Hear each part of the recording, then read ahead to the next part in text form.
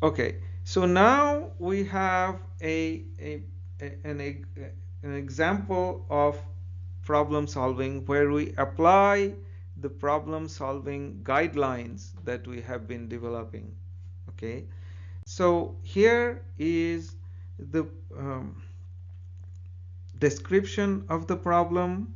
Please take some time to read through the details. You can pause the video to be able to read through the details. Um, then we go back to doing our problem solving steps. So I really would like you to consider following this kind of step by step problem solving. And what are my steps? First, we define the problem. Next, we see, okay, how many ways can we solve it? And so which one is likely to be the best way to approach? And then we actually do the solution, and then we try to understand from the solution. Okay, so when we define, then we ask questions like this. Okay, so what is the process? Is it heating, cooling, with heat generation, without? What are we solving for? Are we solving for temperature or heat flux?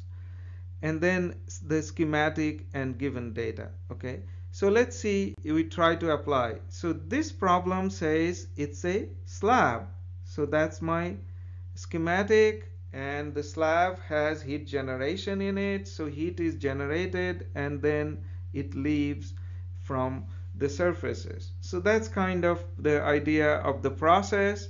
And the two boundary conditions given are either temperature given on this surface and convective boundary condition given on this surface.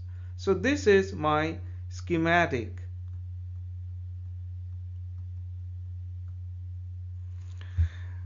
And we have at this stage we say we have defined the problem. We don't know how to solve it. So next, to solve it, and that's the most critical step. We all get stuck saying which formula to use. So what solution to use? Now the only thing we have done, or the problem here is really based on chapter 4. So let's look at how many ways of doing problem solving we learned in chapter 4. So in chapter 4, which is steady state, we talked about without heat generation and with heat generation.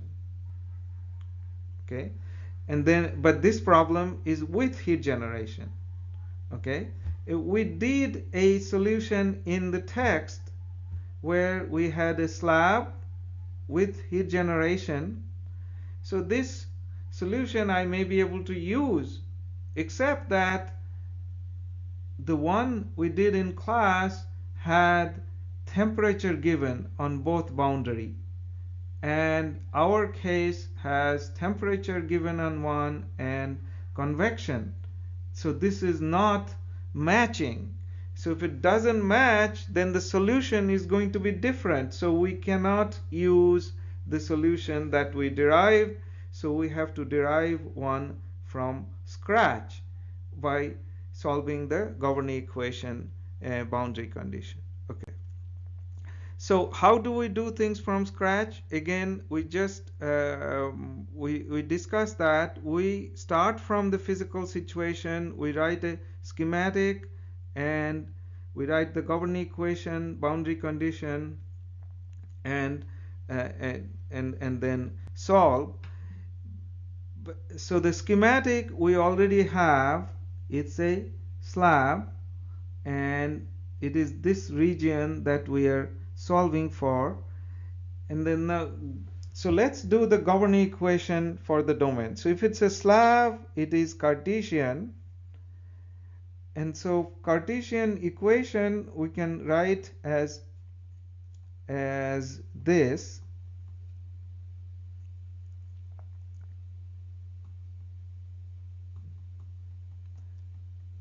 Okay, and then next we decide whether it's 1D, 2D, or 3D. This is obviously 1D, or it's given as 1D, so the heat transfer is only in one direction. So I have conveniently dropped the terms in the other directions already, so this is already 1D. Now the question is, we have transient, flow, conduction, and storage. Do I need all the terms? So remember, we have heat generation, so we need this guy, and that generated heat is conducted out, and this is my heat conduction part, because alpha is K over rho Cp. K is my thermal conductivity, so this is my conduction term. We don't need these two because this is steady, so things are not changing with time, and there is no flow through the domain. There can be flow here and here, but not through the domain. No flow here.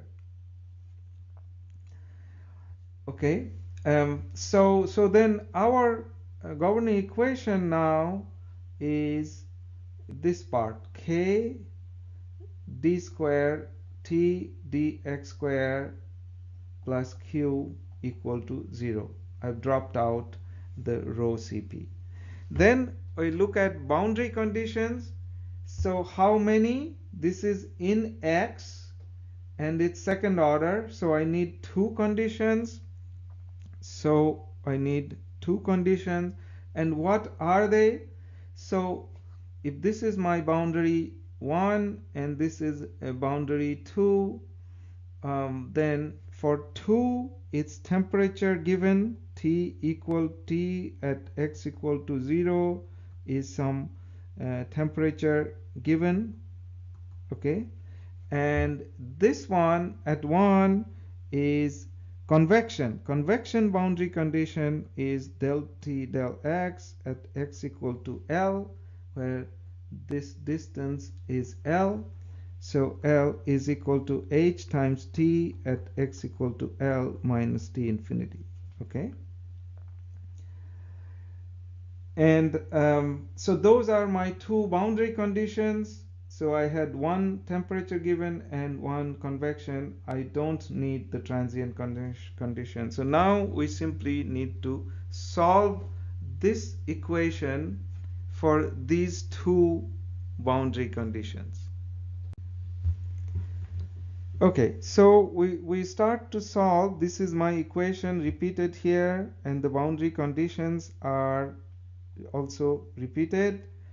And so from here I write as dt dx is equal to minus q over k times x plus c1. That's by integrating this one time, right? That's not too hard. And then if I integrate again, then I get t equal to minus q over 2k x squared plus c1 x plus c2. So c1 and c2 are the constants of integration. Those are the unknowns, and to find those is the reason we need the boundary conditions. Okay, so we use the first boundary condition where I put t equal to t1 at x equal to 0, and from there I get c2 equal to t1. Okay, then I use the second boundary condition. This is where I need you to be a bit careful. This is where we have a bit of difficulty in a very consistent way. So please pay attention. You notice what it says, minus k dt dx evaluated at x equal to L, temperature evaluated at x equal to L. That's the meaning. So if this is my equation for temperature so far, where we have only one unknown because the other one we have found and we have substituted that. So it's minus k here. Then I find dt dx. So what is dt dx of this? Dt dx is equal to minus q times 2x over 2k plus c1, right? And so so then I evaluate this dt dx at x equal to L. So that's what I do here. And the same thing, it's h times t. So this is my t evaluated at x equal to L. So this is t minus t infinity. So this is the most critical step in here, that we first do dt dx and then substitute x equal to L, and we substitute the entire t expression and then substitute x equal to L. That's what we have in this step. Okay, so minus q times x equal to L, we have this, plus c1 times h plus minus q over 2k L square plus c1 L plus t1 minus t infinity. Okay, so simplifying, minus c, okay, so the rest of it is just algebra, and we solve for c1. And then once we solve for c1, we substitute in the expression for t here. Notice there's only one unknown, c1, and we substitute for c1 from here to get the temperature profile. Okay, so it's nice to get this temperature profile, but it's always interesting to see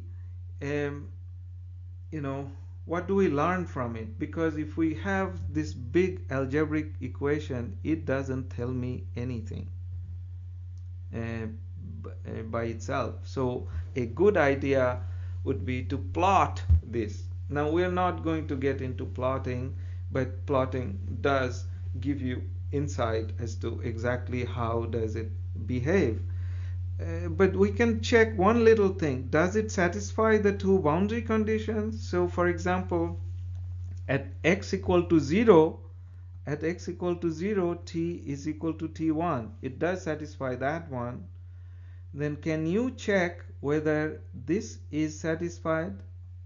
dt dx at x equal to L is equal to h times t at x equal to L minus t infinity. Check if this is satisfied. It should be.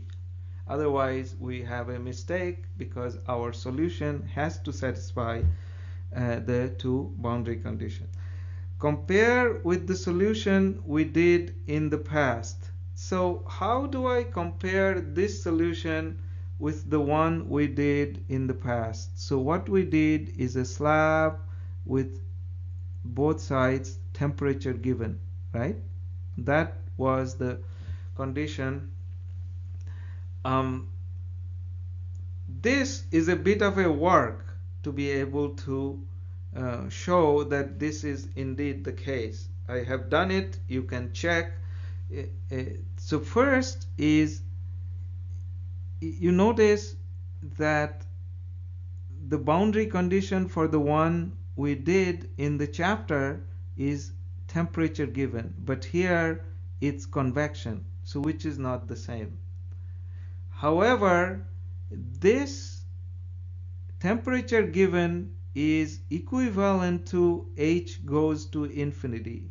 If h goes to infinity here in this equation, so I can rewrite minus k dt dx at x equal to L over h is equal to t at x equal to L minus t infinity. So when h goes to infinity, this thing goes to 0, or t at x equal to L equal to t infinity. So that's like the surface temperature given boundary condition.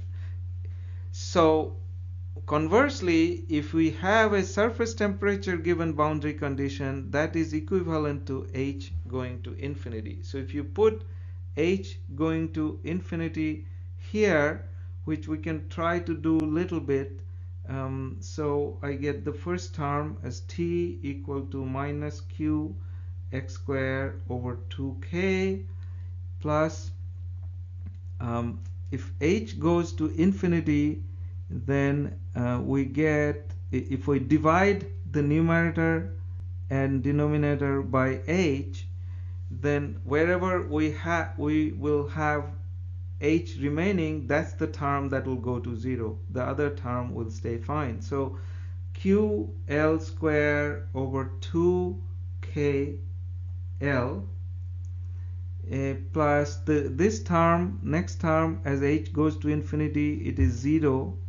This term would become minus t1 over l when h goes to infinity, because k would be too small.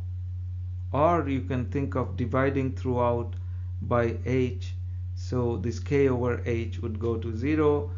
Same way for the next term would be t infinity over l times x plus t1. So you can check that this solution is actually same as what we did in chapter.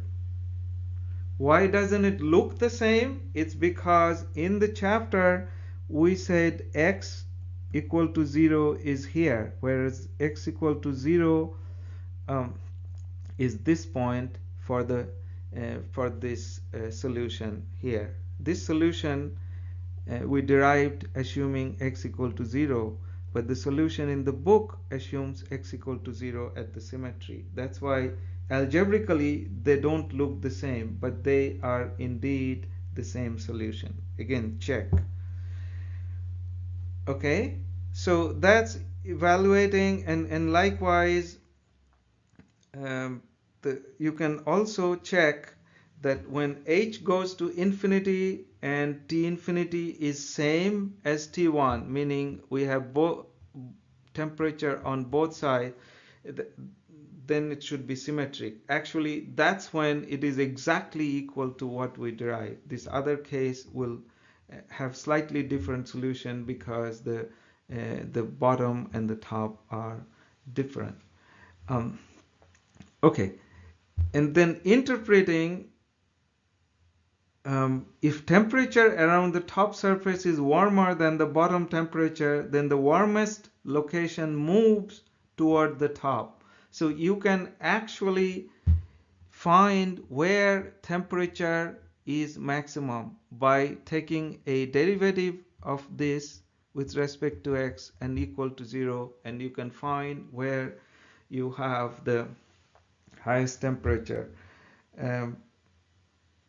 So because our solution has many terms, this is hard to see, but you can again do this and convince yourself that the point, the location at which the temperature is maximum moves in the direction of whichever boundary is at a higher temperature.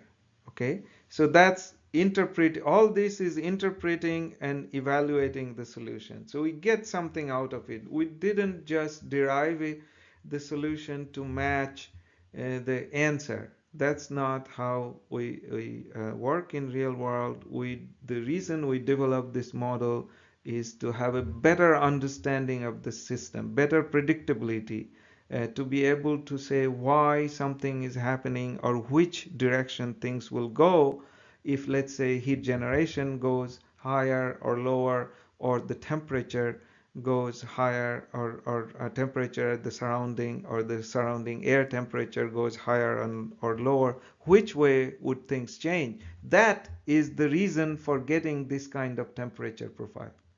Okay, thank you.